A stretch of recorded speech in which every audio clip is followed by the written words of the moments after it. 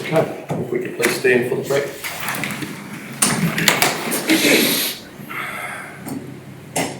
Almighty God, we acknowledge that we have a responsibility to look after your creation, especially this region we call Barcaldine Regional Council. We are conscious that our decisions are going to affect deeply the people we have come here to serve. Assist us to exercise respect for councillors, staff, and for the people of our region. Help us in this meeting to act wisely, justly, and intelligently in all our deliberations. Thank you, Lord, for the privilege of both leading and serving, and assist us to do these well. Amen. Amen.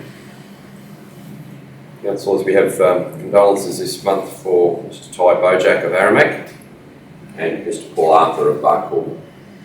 Are you ready further? We can please observe a moment of silence.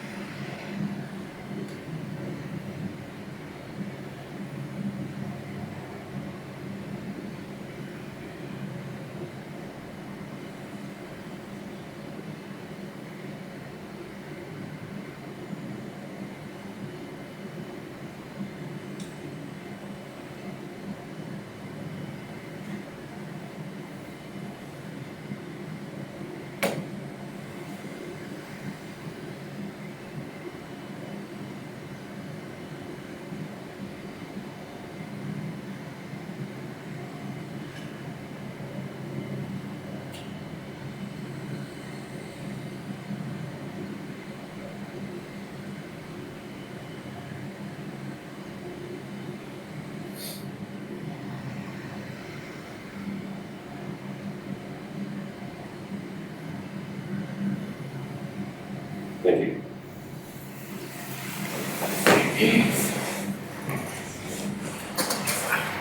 Apologies, everybody is present and accounted for.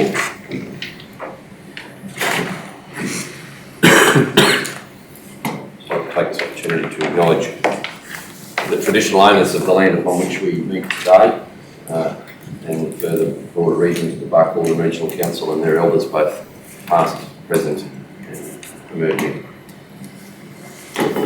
I call now for declarations of prescribed conflict of interest. Councillor Beckles. Mr Mayor, I don't think I have one. Councillor Gleeson. I don't believe so. Councillor Rogers. Does any councillor present believe any other councillor may have overlooked a prescribed conflict of interest? Declarations of declarable conflict of interest. Councillor Beckles. No. Councillor Gleeson. Hanson. Yeah, I do, Mr Mayor, in 3.8.3, the sale of Mahogany Court, which is the previous one, and I'll address that while leaving the room. Thank you very much, Councillor. Councillor Arthur.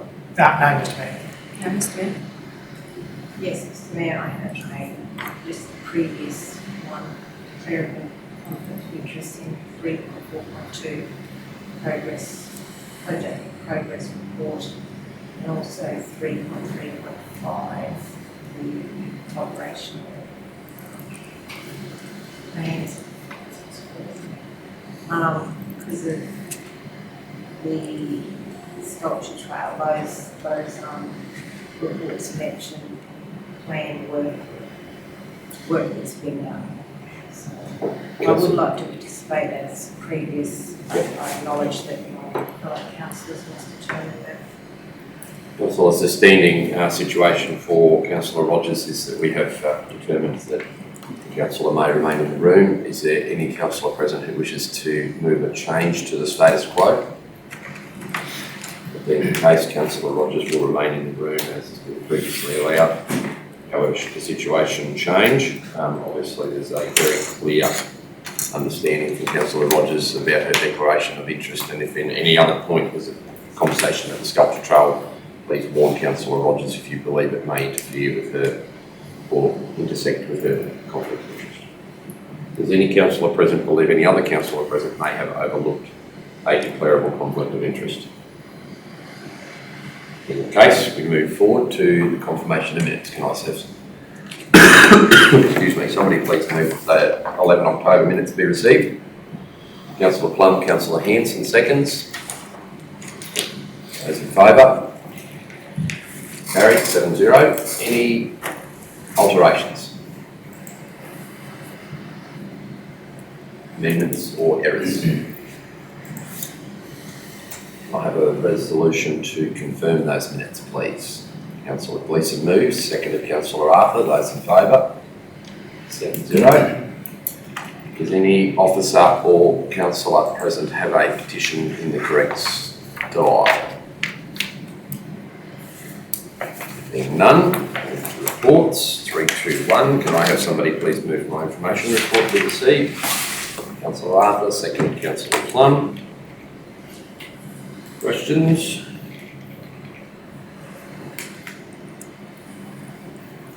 Councillor Plum. Mr Mayor, I'm just wondering how the office plans are going moving forward. So that meeting that's referenced there with Jason was more of a structural meeting about what's possible, what would be required, looking at things like heritage listing, because this whole complex is heritage listed.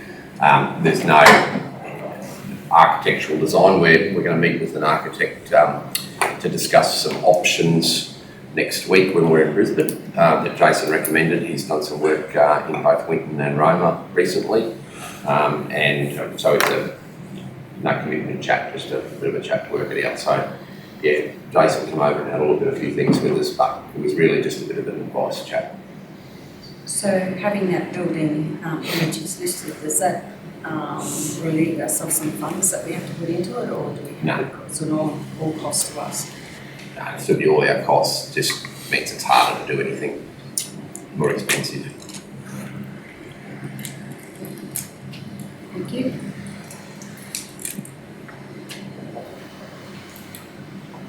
Oh, can I also ask about the Tasmanian trip for the roads? Was there anything that come out of that? Local road community infrastructure program, we're looking to see the new guidelines for round phase 3 of that probably into the new year before they hand them down, or maybe later this year, but it didn't sound like it was going to be imminent. A very clear focus outlined by both the Assistant Minister for Infrastructure and Roads, Senator Carol Brown, and the departmental staff from the Department of Infrastructure, that the clear focus will be on roads. Not to the exclusion of all other projects, but certainly a very clear focus on that investment. There was some consideration so there was a couple of breakout elements. Chris obviously attended with me, and so did Councillor Arthur, and in those breakout sessions we looked at things like heavy vehicle access, what the future of heavy vehicle access looks like. That was a session that I attended. It doesn't actually really look like expanding the network for bigger configurations too much more. There's a system that's being trialled in New South Wales called PBS, which is a performance-based system. They're using innovation and technology to improve trailers, oversized configurations, to grant them access to areas which currently they don't. So that was a little bit of an insight into what an expansion of our road network could look like, or what expansion of access could look like. And there was also some sessions about road management from an NHVR approvals process. So ALGA has fought for and retained local government's right to be the road manager for the purpose of issuing permits on our local road network for over mass, over width vehicles, which is as the president of ALGA said, sometimes the biggest wins are just retaining the rights that you already have. So yeah, there was some value there. There was also a number of sessions, but conversations around road safety targets.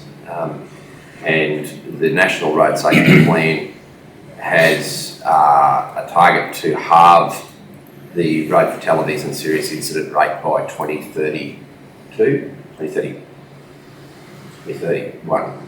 Sorry, it was signed off last year, so it's a 10-year strategy. A little bit frustrating. They break for statistical purposes Australia into 3 zones. There's urban, regional, and rural and remote. And by the definition that they use at that level, we fit in the regional bucket.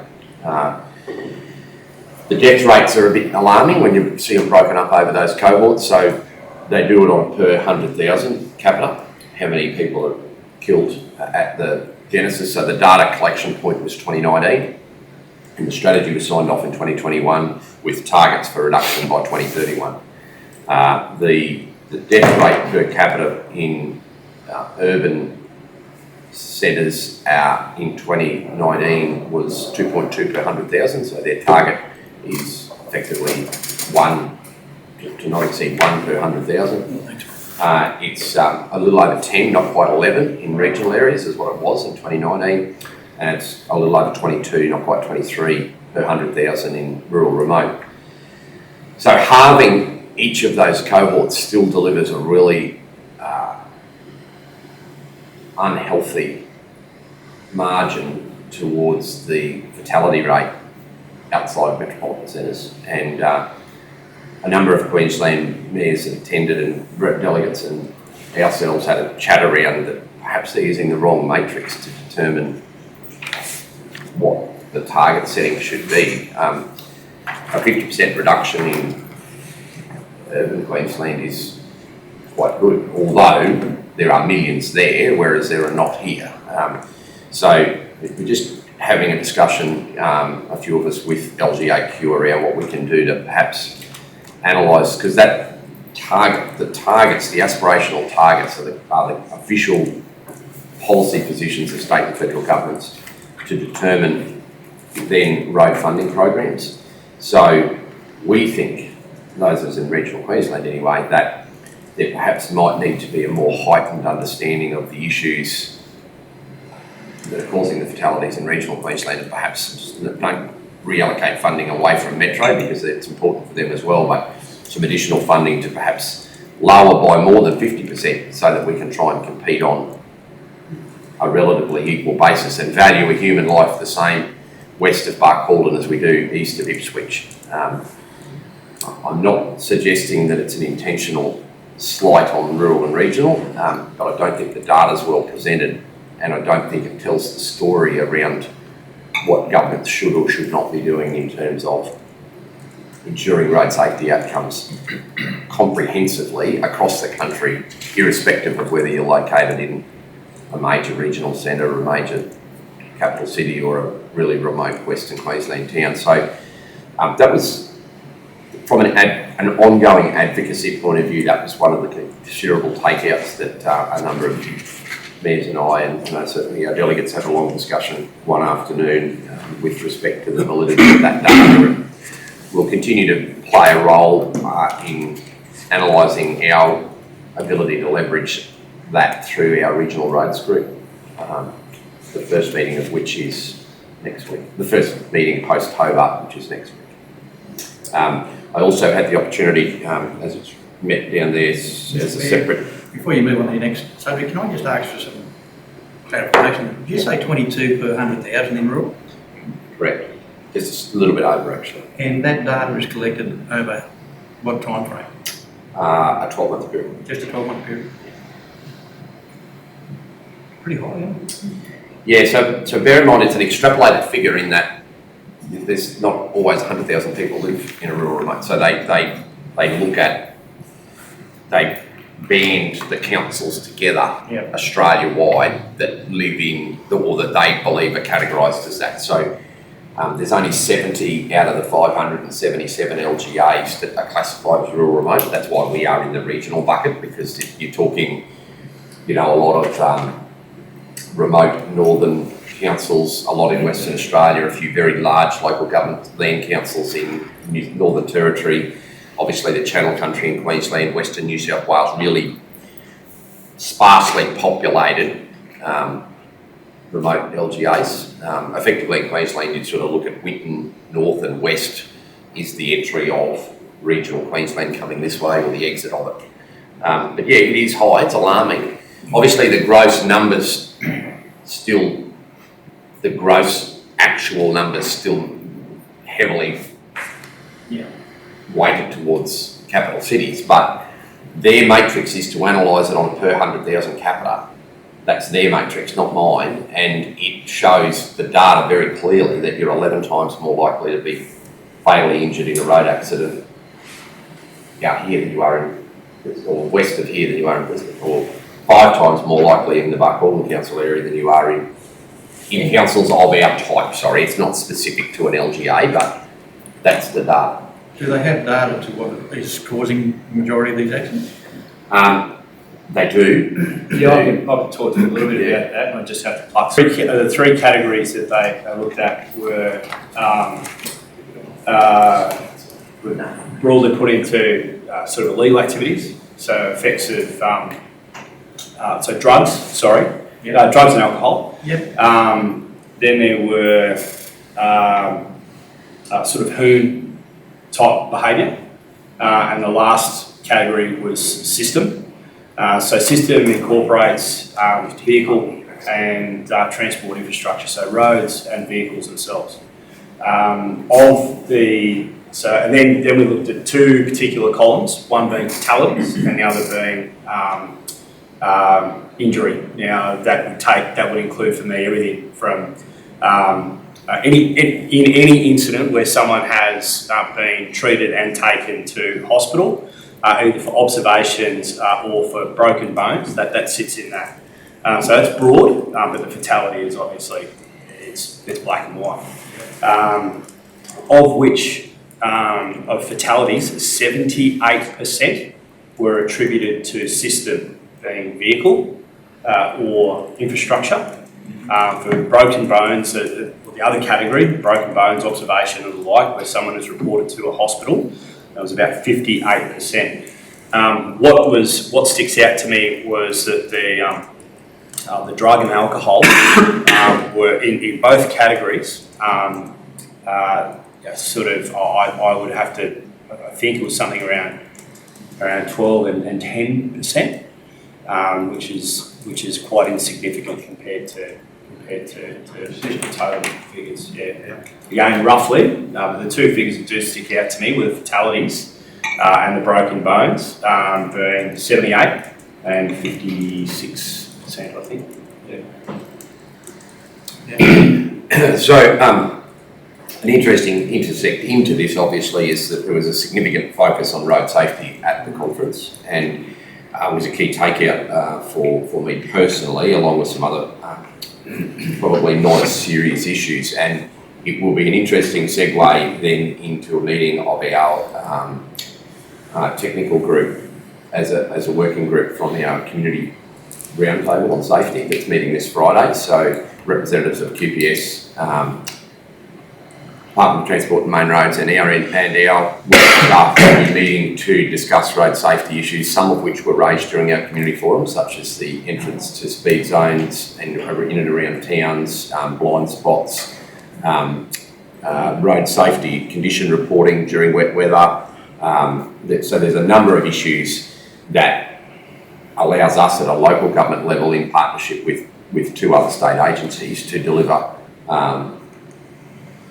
both engineering solutions but also potentially road safety initiatives that can help lower that, because we have a role to play as well. I mean, it's not just simply putting our hand out for funding. There's certainly things that we can do. There's funding already available that we need to target and use better, and also be the conduit for community concerns around, issues such as car parking at the IGA and pedestrian access, school children, commuter access. Is that Alpha area, would that Yeah. sort of come into that as well? Yeah, everywhere. Yeah. That'd be good. Get some answers on that Alpha. Yeah, and none of these things happen in 5 minutes. Like, it'll be a number of meetings, a number of solutions, because if they have the instant to have any success approach like this, you have to take all of the agencies along for the ride, so they'll all want to do their due diligence, then report back, have a look how it affects their strategy. But at least they're at the table. We've got a group now at the table talking.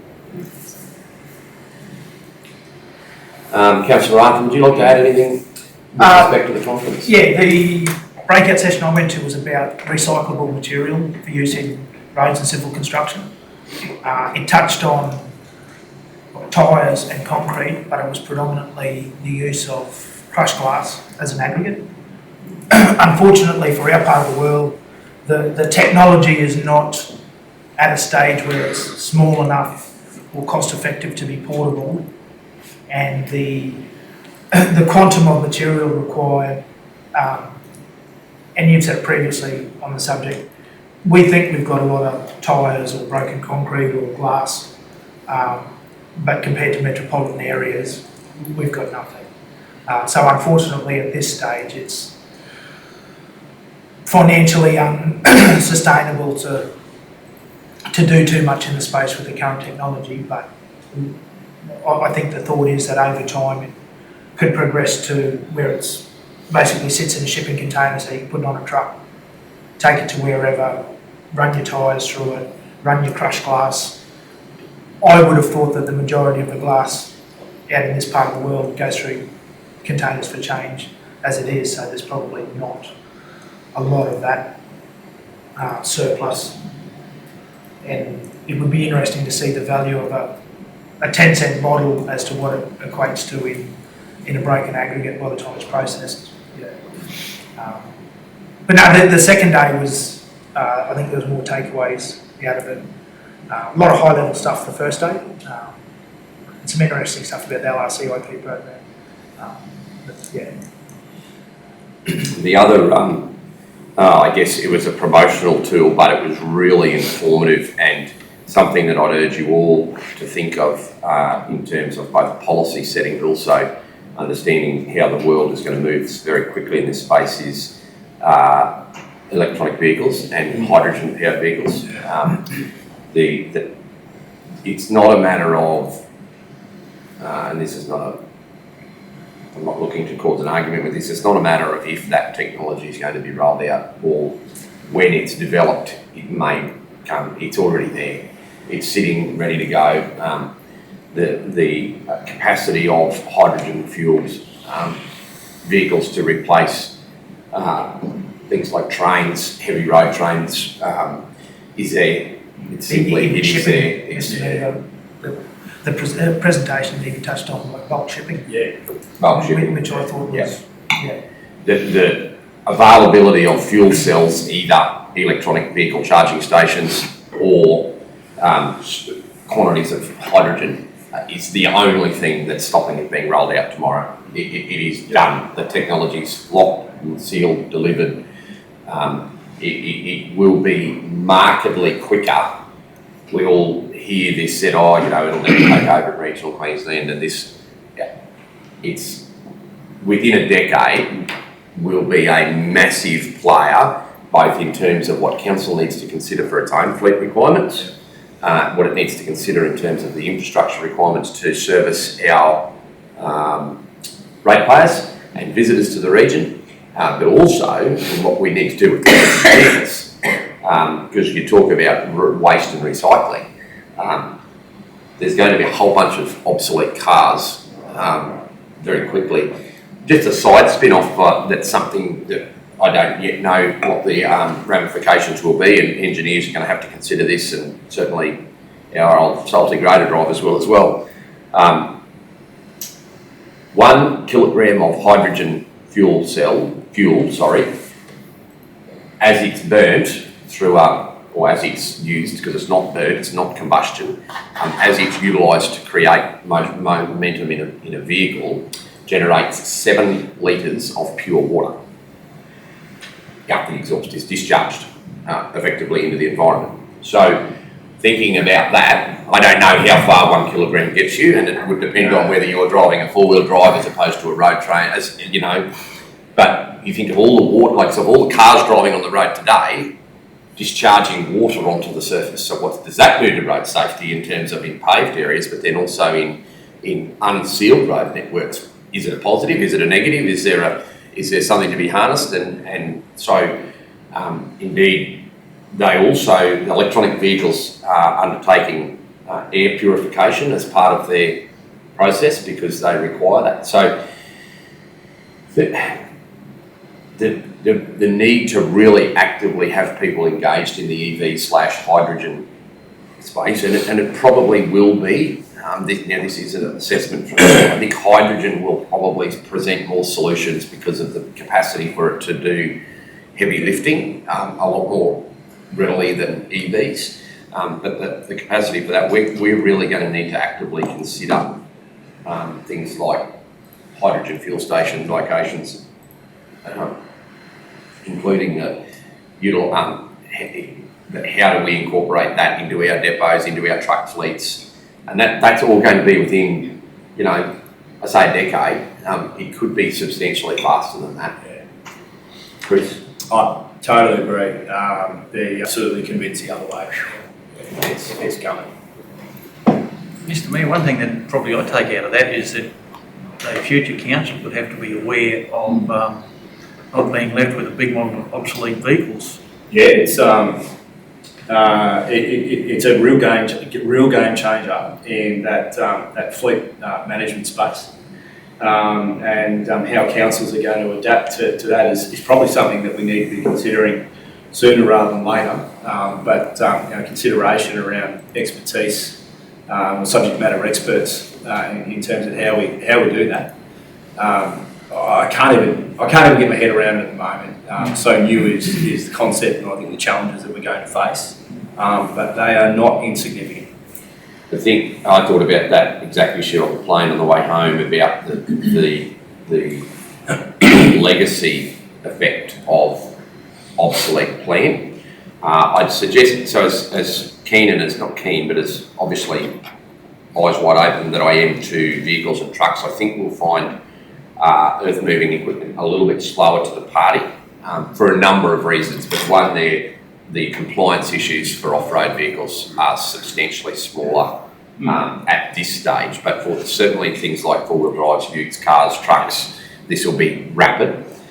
We, as part of our asset management plans and fleet plan replacement, may need to actively consider shortening the period of time that we retain fleet for, so that we can be closer to the front of the curve than the back, so that if this technology is rolled out quicker than we expect, we have the capacity to step out of a relatively new, where there's still potentially a market for a trade, and into the new before we're left with trying to trade 8, 9, 10-year-old trucks at a time when nobody wants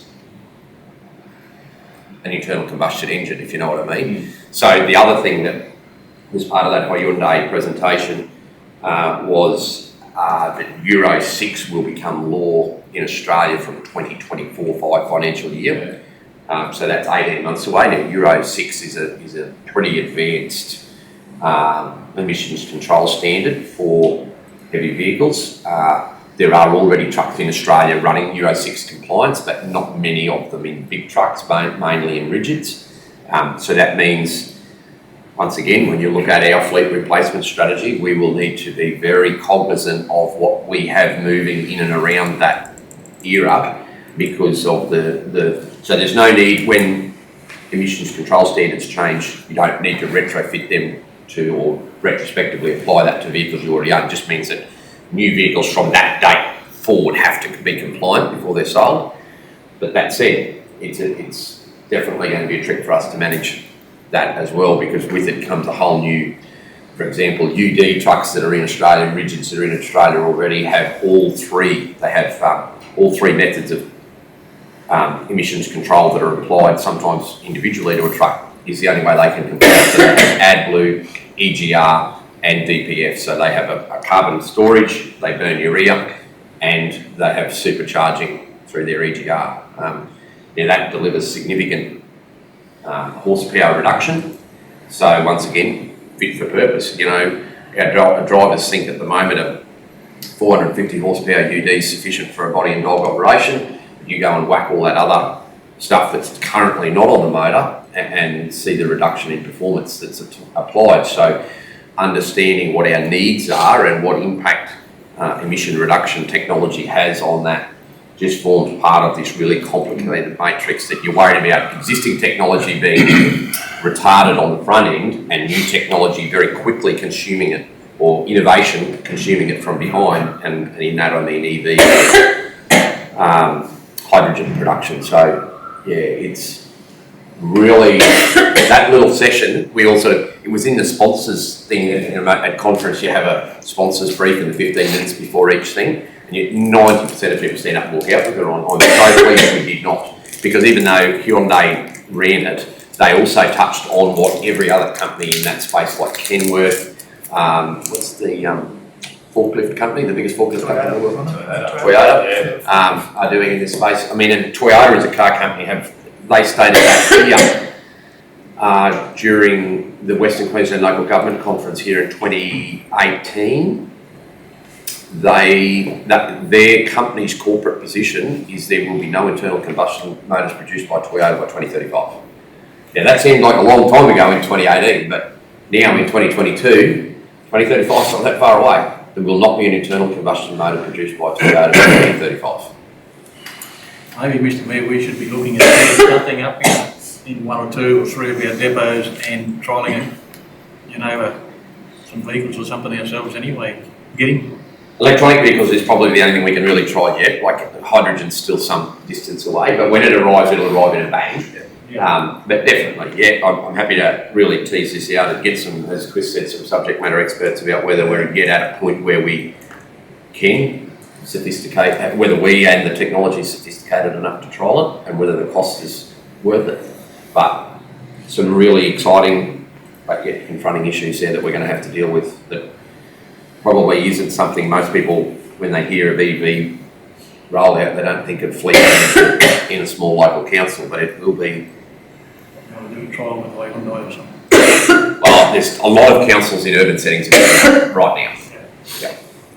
Mr Mayor, did they talk at all about converting, fuel, diesel or petrol over to hydrogen? Is there a possibility of doing that? Or? They didn't talk about it, and my feeling, for two reasons they won't do that, is one, they won't make as much money, but secondly, hydrogen and electric technology works substantially different on different principles. There's no pistons and they just don't work on the same methodology. Hydrogen is combined with oxygen to create kinetic energy, which then drives the motor. Hence, the byproduct being water, hydrogen, oxygen creates water. And you've got to the end of my technical knowledge, but they did put a number of schematics of how the motors work up during the presentation, and they in no way resembled anything I've ever seen like an internal combustion motor. So I would think the only way you could convert it is to take the frame of a car that you really like the look of, strip all of the electronics out and put a hydrogen motor in. So wouldn't say conversion is not possible, but is it economically feasible? Probably not. Yeah, it made me think, talking about that water future, maybe graders don't water their own motors as they go along. Yeah, ironically. Well, I actually suspect that in the future, and just having a look at the design now, a lot of these vehicles are, you've got these cells that are built into your chassis rail. I don't think it's inconceivable in the future that as one particular cell dies, the rest of the vehicle is still fit for purpose. Literally flipping it over, and like you do with a remote control, you're removing one battery and replacing it again. So I think that's going to be a challenge for manufacturers as well. Is are they in the business of producing a vehicle for the consumer that has been typically replaced every 5 to 7, 10 years, or are they in the business of only cell production? So they produce that vehicle, but they're not worried so much, or the economic benefit for the manufacturer is not in the reproduction of that entire vehicle, but simply just flipping it over and replacing it, and then updating componentry as you need to. It is literally potentially a plug and play system. That's probably separate to what council needs are, but yeah, that's where I'm guessing it might go. One thing that we were really keen to get a bit of a handle on is they talk about weight reduction in these vehicles, as in they're very light, that seems, and it is great from an economy perspective and getting further for your fuel slash battery cell, but on unsealed roads in regional Queensland, weight is actually the only thing that stops the death rate being 44, not 22. So there'll be look, these are smart people, way cleverer than I am, but it'd be interesting to see, do they use a ballast, especially fitted ballast? Is that an optional extra for a vehicle if you want to? one thing that we did see is they are already at the point. So these vehicles are that far through their production cycles that they're already recycling batteries. And the batteries that drive the Hyundai vehicle that was there on display was 99% of the components within that battery are completely recyclable. And I think they said that there's a fine gel or something that Yeah. they just haven't found use for. It's insulation Yeah. component That's that they're looking at the moment. They're That- changing until they get to Yeah. 100% recyclable cell. Yeah. so yes, Councillor Plum, there was just a little bit that come out of that. I'm glad I asked, Mr. Please ask the question. Who are you? Thank you. Yeah, it was eye-opening in some ways, freezing cold, absolutely bitter, Well, entirely unenjoyable outside. Outside. Not one part of being outdoors in Tasmania excited me any way, shape or form. Like you would run, I would anyway, from the front door of the accommodation to the taxi or to whatever was taking you wherever you had to go. You wouldn't walk because it was just freezing. Mr. Mayor, I did say it was lovely, but I have to admit that the Director of Works and I end up with the flu out of it. Yes. Yeah. And I did not, so therefore the running and staying warm was a very good idea. Yeah, I bloody sick out. Okay, all right. Any further questions for my report?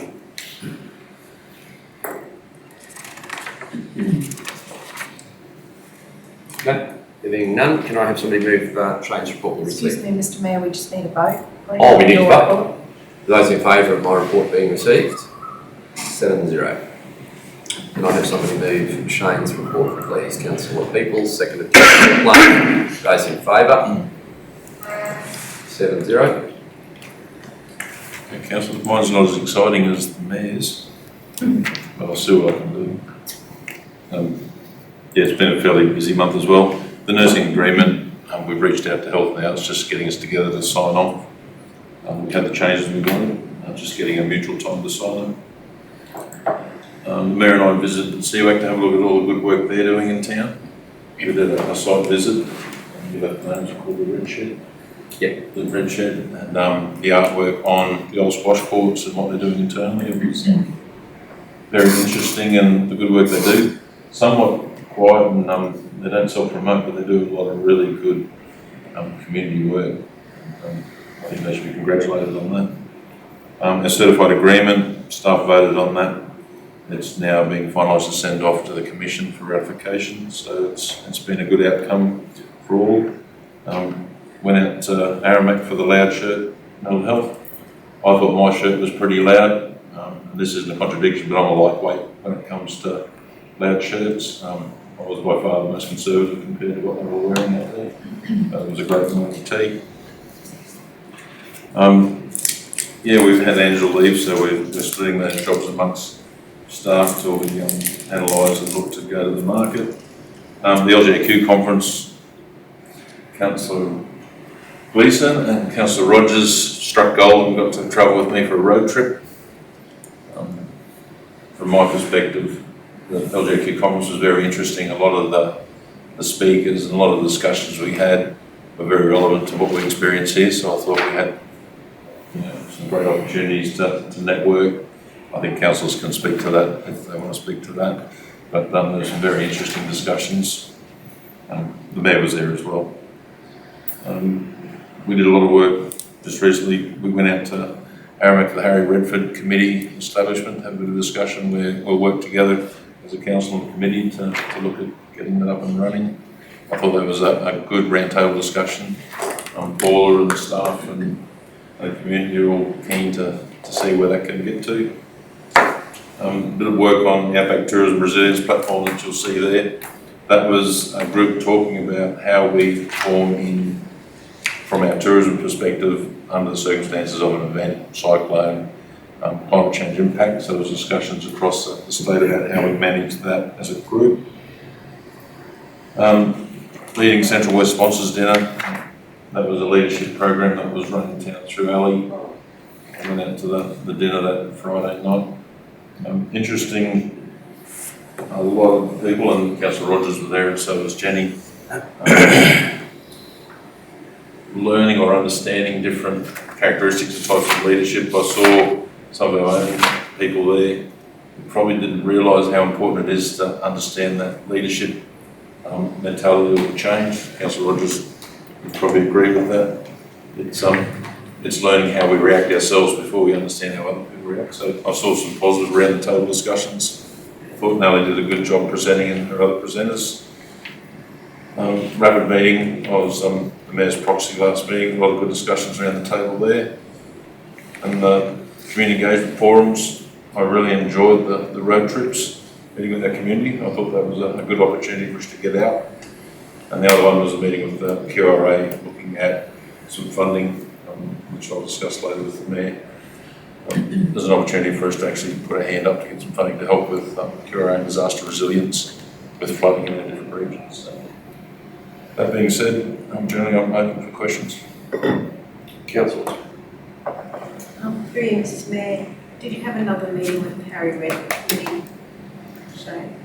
That was the one we had last week. So we had an initial interest, and the last one was out there. And it was positive? Yeah. We have to, what's Chook's real name? David's heading it up. Yeah. And then Paula and staff are all quite proactive in ideas and how we move forward. It's still in its early stages, but it was a good positive.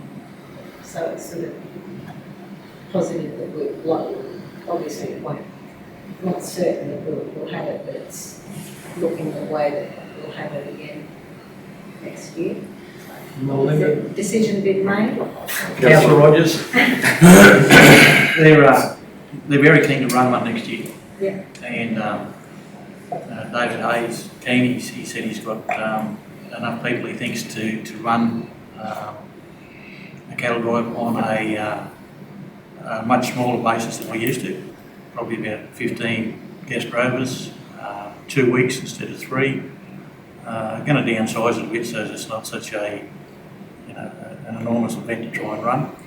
But very keen to probably try and go next year. We're looking at insurances and different things like that that we need to have in place if we are going to run next year. But quite possibly, we'll probably have a cattle drive starting in the second week in May next year. Sounds good. Thank you. Was just the other thing, Emma asked about who was taking over the RAF committee at Alpha, but you mentioned it was Adele. But Adele's taking the lead. Yeah, I was wondering whether we should send an email out to the other committee members.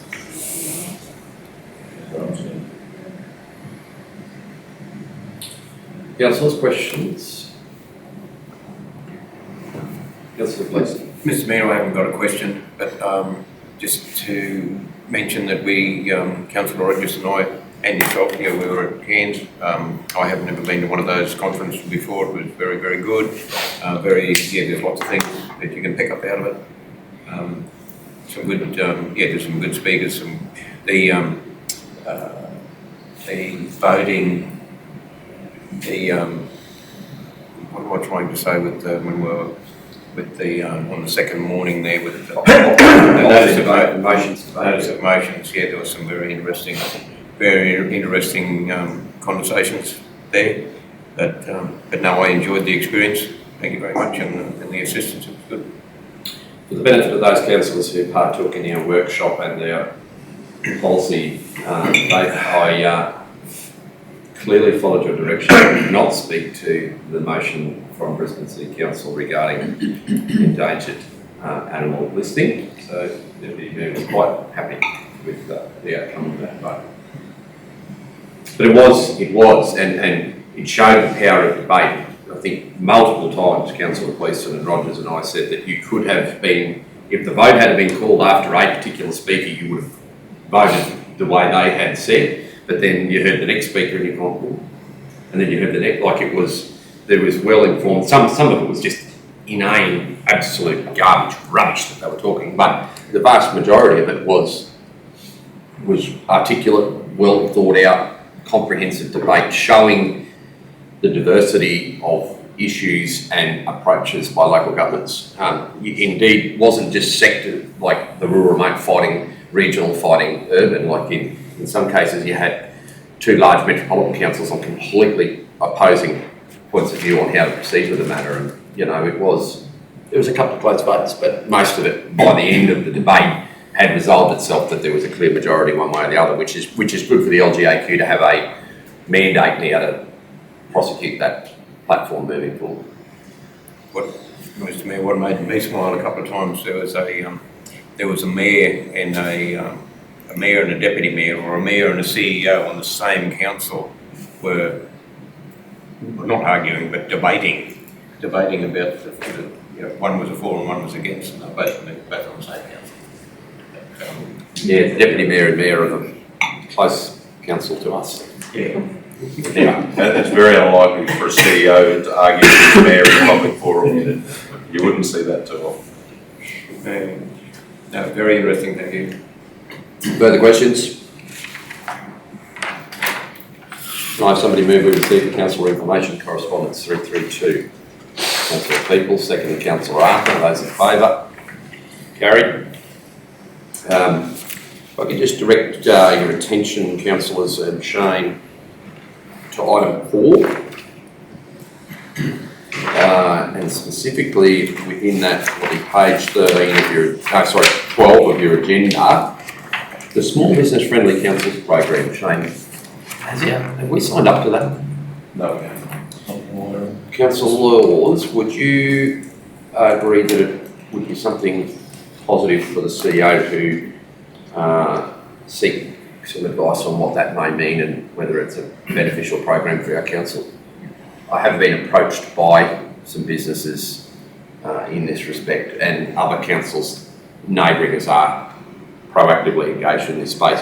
There is a small business commissioner whose job it is to work in this small business space. So I've had a discussion with this, she's very keen to come in. okay. In general, it's how we help our business cut red tape. It's a good program.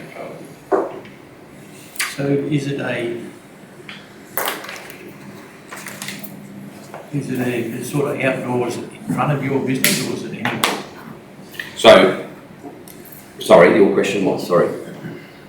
Well, so okay, the Small Business Friendly Councils program is to give councils the ability to facilitate small business growth, either through improved and enhanced interaction with the council, or just understanding what government programs are out there, what self-help programs are out there. And for those of you who were at last night's forum here, and there was a thing, what can we do? Where can we as a business go for help? That program is designed to be the doorway for how small businesses can seek help. So it does govern how it will improve the ability for councils and small businesses to interact directly through a procurement basis, but also providing a platform for them to enhance their own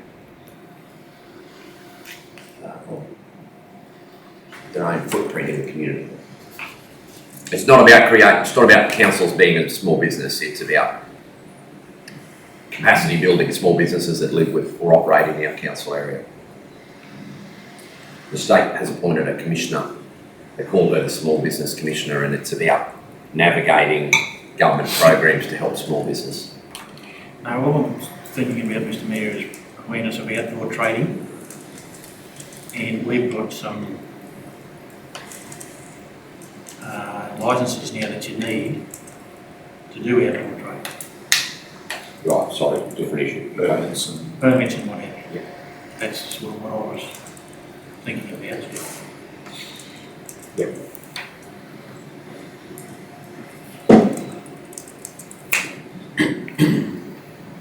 So I'll just see what comes of it. Yeah, yeah.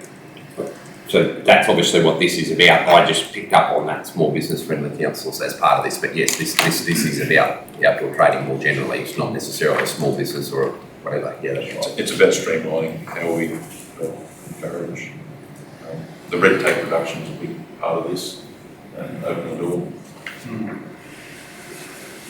Of course, it's not. Any questions about any more of the correspondence? I would probably just add number 5 where they mentioned that all the COVID rules are lifted. So it's been official, but now we've got a slight, we've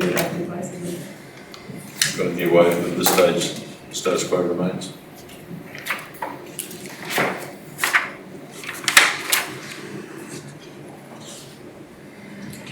I have somebody move that we receive the planning and development report. Councillor Gleeson, seconded Councillor Plum. Those in favour? Carried. 0. Questions? I might just add, we have got movement in the area, which is good. We still don't have there's not a lot of building activity that all your dollars and cents have come in yet. But we are moving. A lot of those are code accessible that come through just for approvals. Just the value of work to date with the prior year's comparison table. Is that?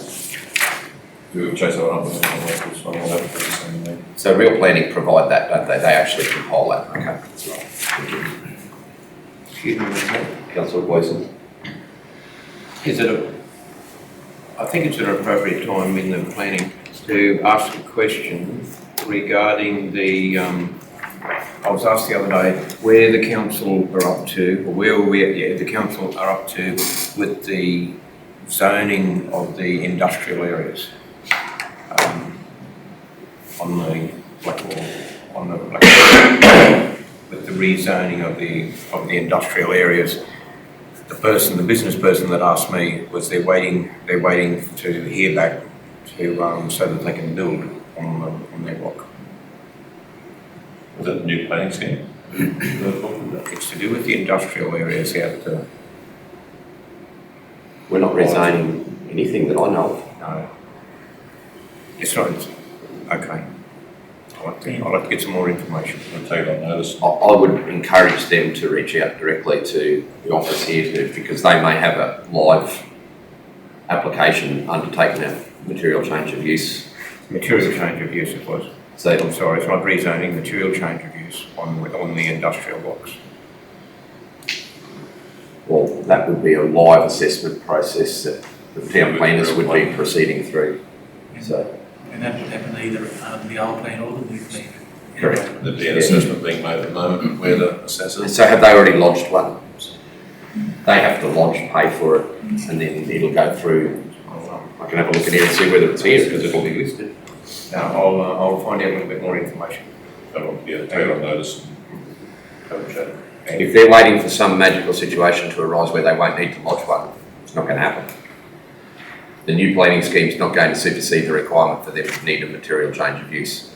The area will be zoned industrial country, just like it will be in the new planning scheme, but because its prior existing use was not industry associated to what they're doing, the planning scheme law says that they need to lodge an MCU.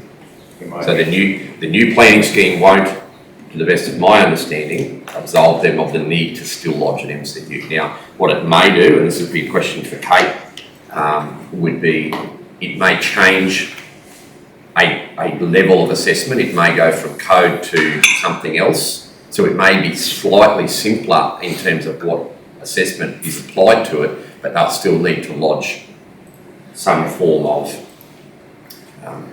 material change of use request. Thank you. But you've got Kate's number or Tim's. Yeah. I would really urge them to reach out because those guys are the experts. Yeah. Thank you. Thank you.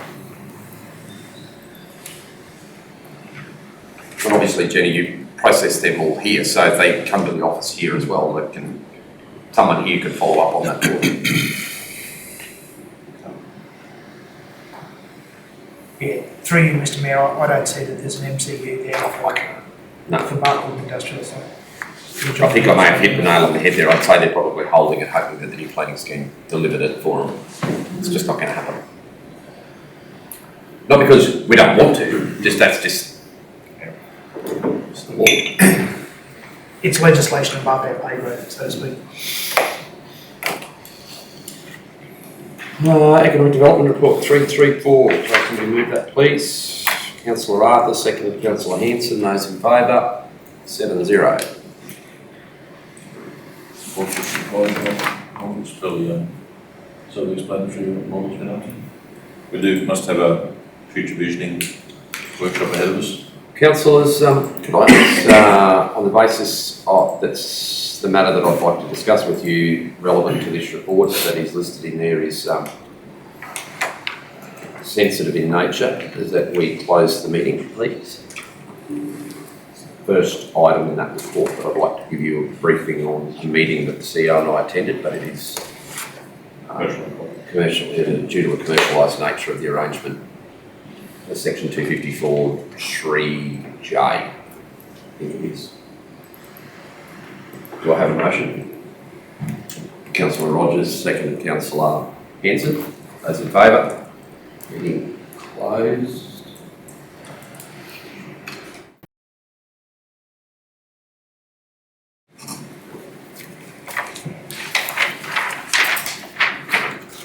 Okay. 335. I'll have somebody move it. We received the report of 2022-23 operational plan first quarter update. Councillor Peters, second Councillor Hanson. Those in favour? 7. Sorry, I didn't see it. 7-0. Righto, Shane. So council's first quarter, as expected. Yeah, we're progressing, so we've just reported on what we said we'd do. I know it's only a fairly brief summary, but we're 3 months in when we started, so I think present as read and then go for questions.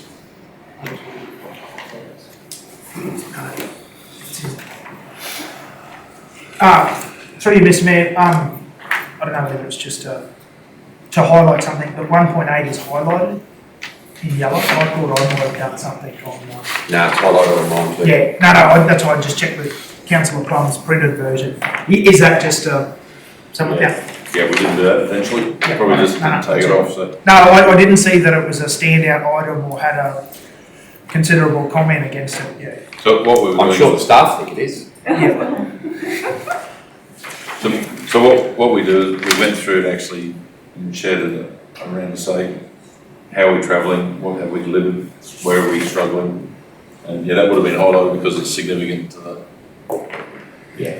Mr. Mayor, I was just unsure whether I had done something with technology and highlighted it and couldn't undo it. You can't take the credit for this one. No. I was highlighting my own deficiencies in technology. As we were running through for a discussion, yeah, let's talk about this one, let's talk about this one. So we just didn't remove it. So now you know how we're thinking. We're targeting certain areas. I just thought he was looking at all the insects. Thing on there from last year, all the insects. So generally, first quarter was hard to hit every mark of what we said we were doing. We're close to hitting what we said we were. Questions? The quarter 2 will be more detailed. Quarter 3 will be significant because that'll tie into our budget as well.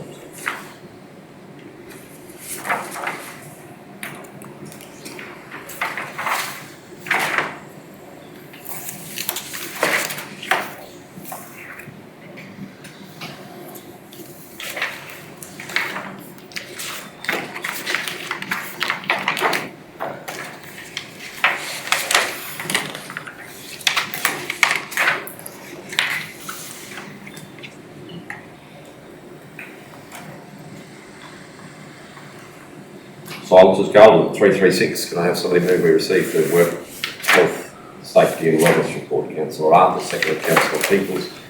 Those in favour? Motion is carried. We probably should have put in yellow a bit what's external. I note the comment involved these incidents didn't occur in council. We did that. It was the first thing that I saw. Yeah. So Me too. we'll go. Last month, the first thing that we saw was someone got killed. There's more advice we put out to staff the other day. There was an explosion in a swimming pool, mixing of chemicals in a. So our doing our audits, everything now is really relevant because we're picking up chemicals, storage, PPE, the whole lot. So there was a recent explosion at another council pool site where staff member accidentally mixed the wrong chemicals. So it's just the mixing of the wrong chemicals causes explosions. Yeah, you shouldn't have certain chemicals beside another chemical. If you accidentally put an acid into another one. And even sometimes the order of dilution, you can pour one chemical into another, but not vice versa.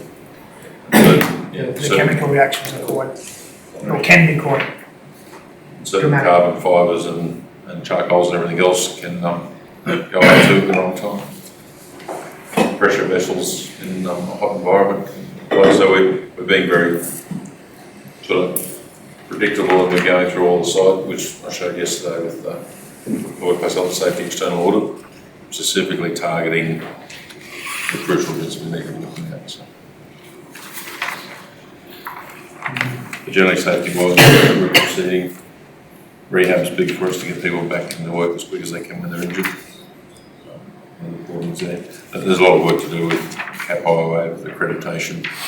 So we've got our guys working very diligently and quickly to get us across the line. Safety's ongoing and never stops.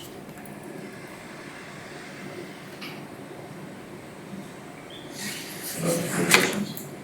But most of it's operational. Questions? Through you, Mr. Mayor, is COVID having as much of an impact as previously? We seem to have like little mini spikes, I would say, in the community, but is that translating into the workforce? It was big time. We've had a bit of a gap for the last probably 2 months. Yep. However, in saying that, this week, on the last week, has probably triggered, we've had a couple of cases. There's a few cases in town. So we've set out new information this morning to all staff about testing, isolation, separation. It's not mandatory yet. As we talked with the government before, they lifted everything, and now it's cautionary. I'd rather be proactive, so we've taken that step. So sanitisers, distance. Thank you.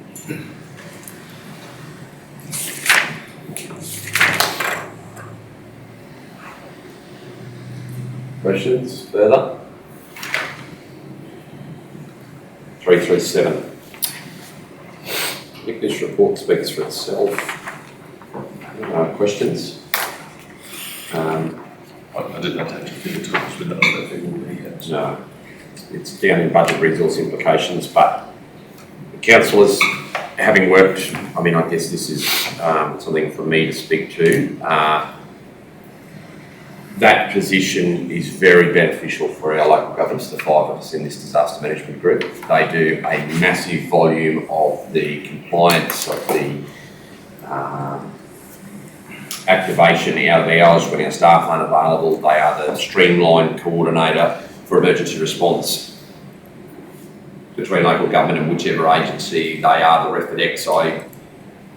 Craig's sort of the go-to resource when things like Bunnaburra gets isolated. I don't believe warranted that we have a full-time position. We could do, like other local governments such as Central Highlands have 1.2 people full-time in them. They have one full-time person and one part-time person allocated. I think the resource being shared makes the most sense because collectively we've all got enough work full-time for that person, but individually we just don't. This particular individual is very well experienced now in our LDMG and in our, just generally in our area. To give you an example, during the crisis with a refrigeration company going into receivership with no notice, Craig was one of the people that we at the LDMG lent on to ensure solutions were worked out for a number of our grocery shops to try and get things going. So he was he's kind of like the resource tool for everything from road closures to mobile phone outages to running out of food to... It's disappointing the role's not funded. Surprising that it's taken this long for him to not fund it. And definitely don't think we can do without the resource. So I agree, Mr Mayor. I think we've got a little bit complacent over the last 8 or 10 years because it's been pretty dry and we haven't had to deal with too many disasters. But I think with everything full, we get a proper wet season, and you just got to have a look at what's been experienced in New South Wales. No, I think it's pretty important too. yeah, and the drought has, this position has used the drought to actually get a lot of our policies and procedures and knowledge base up to scratch. We've completely written our local disaster management plan in this time. Yeah, good, just really strongly encourage council to endorse this. Do I have a mover? Councillor Plum, second, Councillor Arthur. Debate. Being none, I'll put it to the vote. Those in favour? 7-0. 341, financial report. Can I have somebody please move that we receive that report? Councillor Peoples, seconded Councillor Plum. Those in favour? Carried 7-0. Sarmat. You should be kind because they lost the final the other night. I was going to wait till morning tea, I'm but sorry. you just had to bring it up. You want to put that in confidence? No, definitely not. At least I made the final. Exactly. That was some message job to come back at a sense. Yeah, Sarmat, do you have anything you'd like to draw our attention to before I open for questions? Yes, Mr. Mayor. One thing, we missed the rights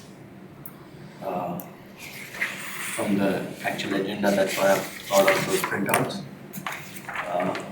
And the second thing, we've added main road contracts and to present in a way that how we're rolling with the claims and unclaimed and what's the actual project and how much we've been spending on that.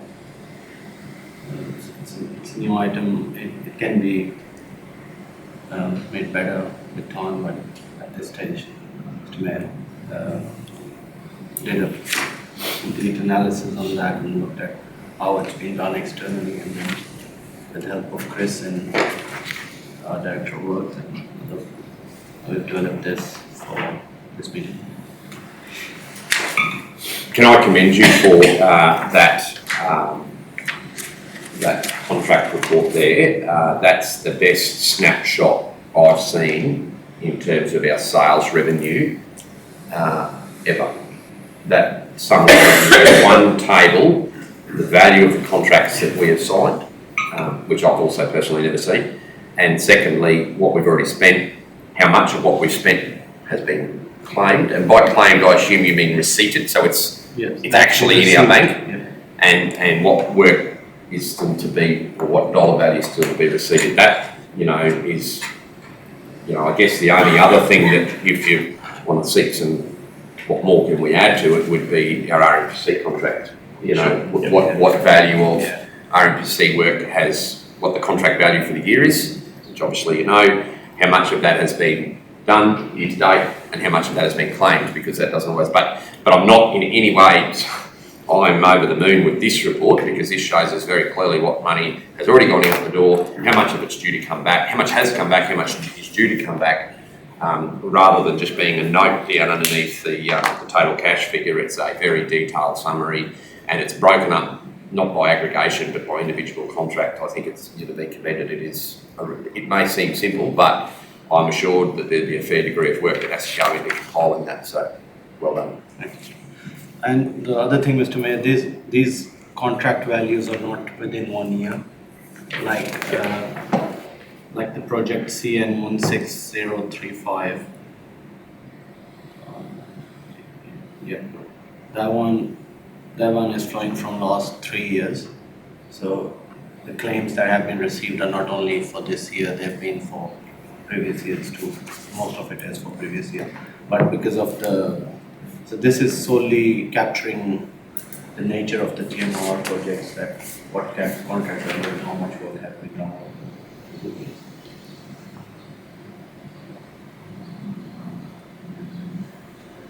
So the unclaimed figure, I mean, is it as simple in our minds of saying, well, that's as good as cash at bank?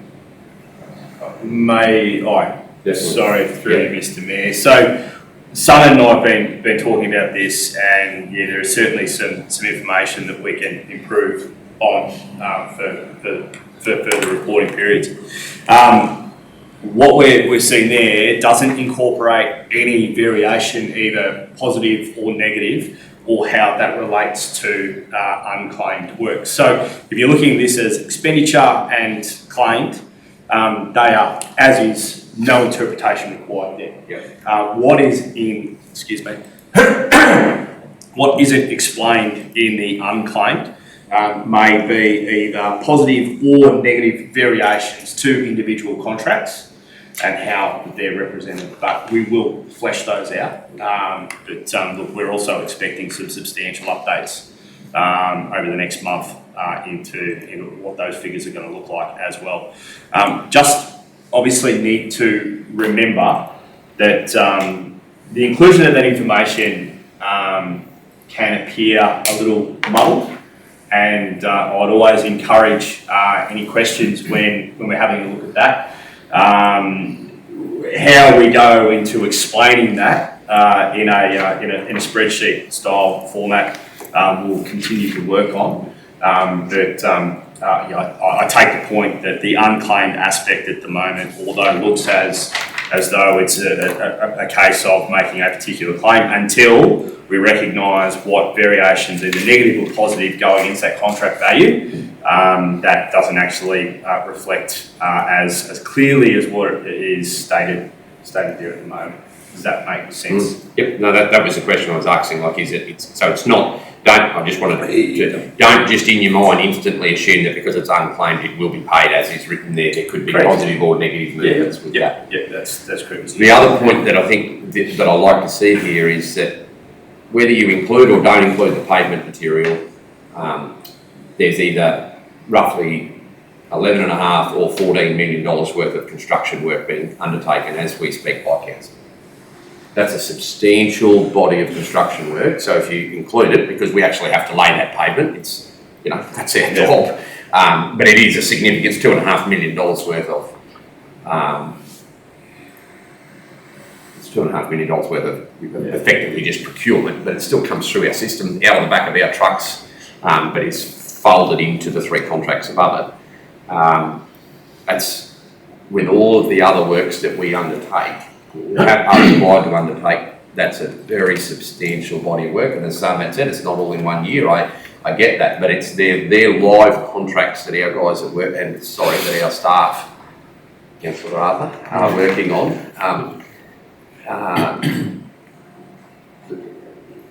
And meeting targets and meeting deadlines, and complying with project acquittal timeframes. It's for a small regional council undertaking significant construction work like that, I think the workforce should be commended for delivering on budget, on time, substantial construction programs. Mr. Mayor, can I just ask Sam there, which the bottom line, the last one, sorry? The last project? Yeah. Yeah, it's so when we worked this out, this is an extensive, but I had to summarize it in some way because there's some external and some overheads go into when they claim the money. That's why the expenditure I have is of what I have in my GL at this moment, which I'll try to reform it with how overheads and all those stuff go in and then they claim the money. So the last line, the amount there is to be maybe work more on that, and it could be Your claimed and the unclaimed is going to be more than your contract value, but is that Yeah, the sorry, variance? through you, Mr Mayor. Sorry, Simon, is that the claim and expenditure, just on that last line, do they need to be flipped around there? See, the there's a mechanism how it works, Mr. Mayor, and that is that whatever the direct expenditure is, then some overheads are taken into account when they put the claim in. Okay. So that covers that 400K somewhere, We might actually expand on that for the next meeting. and we can do that when a budget workshop, Mr. Mayor, to make it clear how it works. Further questions? So thank you, and we really appreciate that, as I said before. Further questions on other elements of the financial report? Through you, Mr. Mayor, even taking on board the comments from our Director of Works, even if we were to say 75% of that unclaimed, if we looked at say $2 million for 1.5, if that was in our bank, we would be closer to that 5 months of sustainability. Between 4 and 5. Yeah, but Yeah. Mr. Mayor, keeping in mind that these projects can be claimed at a certain stage of their progress too. That's what the Director of Works would agree. So we will have to add some commentary there that how much percentage or something like that to explain it more better, that where that claim would be, or is it to be claimed yet or not, the other thing. Because that, it's just. Yeah, and so realistically, further to that, we're probably sitting at, even though the report says we've got 3 months, realistically, we're probably 4 months. 3 4 months months solid upside. Yeah. Yeah. No, that's right. Thank you. Mr. Mayor, can I just ask one thing? With the Broad and Aramat Road there, and hopefully it's going to be completed by December. Is that all to do with that area that we're doing now? So, No, no? there's another job. There is, but that's not Not there. That's not there, no. Oh, okay. No. I just wondered, you know, So next the year next- completion it would be.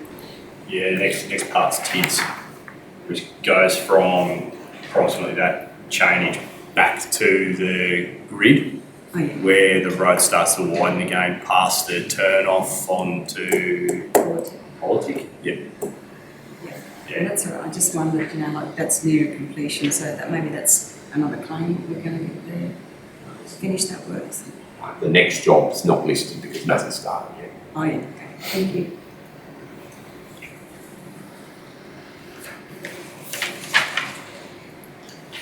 I think, that was kind of the point I was making about what the bank pull out of that, Councillor Arthur. The good thing I like about that sustainability graph, even though yes, we have dipped from our highs of 5, the trend over the last 12 months has elevated and is sort of flatlining a month or so, a month to 6 weeks better than we were tracking 12, 18 months prior to today. So we're starting to just develop that little bit of a buffer or increase that buffer slightly. And one thing that will be a substantial help will be when we receive the final half of our FAGS payment, which we haven't got yet, which will be about, under the new methodology, we should be due to receive about $5 million, is that right? You would say 4.5 up front, is that right? 6.4, sorry, so it'll be 4 million.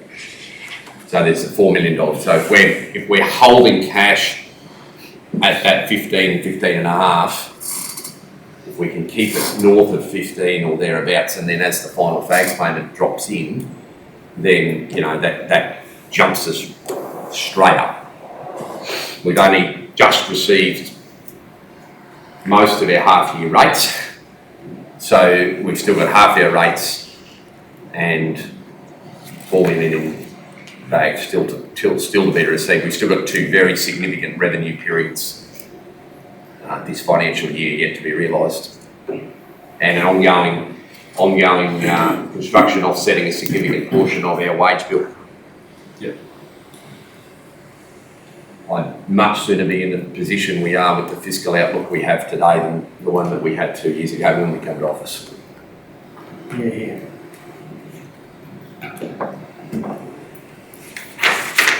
Further questions? Okay, there being none, we'll adjourn for morning tea.